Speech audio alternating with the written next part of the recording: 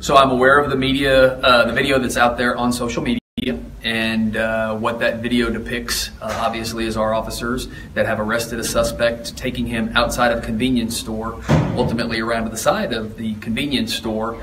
The video that's out on social media, there's a gap in the video in which the young lady that's making that video is talking to the camera herself. And then, of course, at that point, you hear a disturbance occurring on the side of the store, and some of the comments are similar to "put your hands behind your back" or "place your hands behind your back," which I would imagine is concerning to folks, because when we walked the suspect out of the store, he was in fact handcuffed behind his back. And the video then picks up with the suspect being on the ground, our officers, being on top of him, and there's a struggle going on. What we have uncovered is a second video.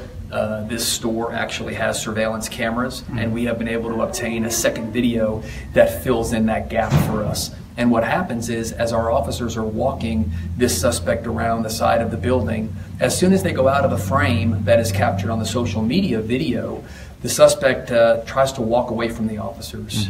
They grab a hold of him again, trying to direct him over to the side where they can bring in the vehicle to pick him up. And at that point, he breaks free of the handcuffs. So there was an issue with handcuffing, and that he was able to get free from his handcuffs, and he brings both arms around the front, and the officers grab a hold again, trying to get him back in handcuffs.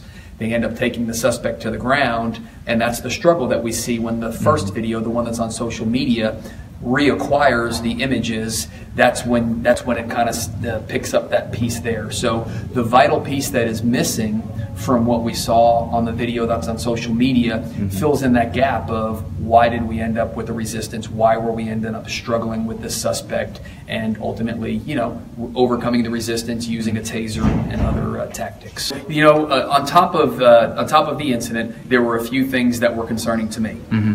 First and foremost, two of the officers that were involved in this incident were wearing balaclavas on their face, therefore, covering up their face. I understand that there's a time and a place where we need to wear equipment like that, but those really are tactical operations, whether it be a SWAT team or a bomb squad.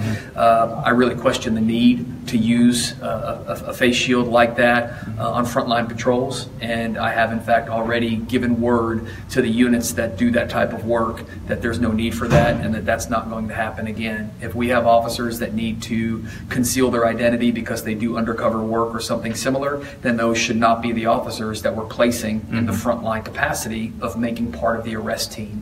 So that has already been addressed today. There's one other thing that's evident on that video, and that is one of the officers was wearing a Santa hat with the word naughty on the front of it. That is a violation of policy, and that too is being addressed.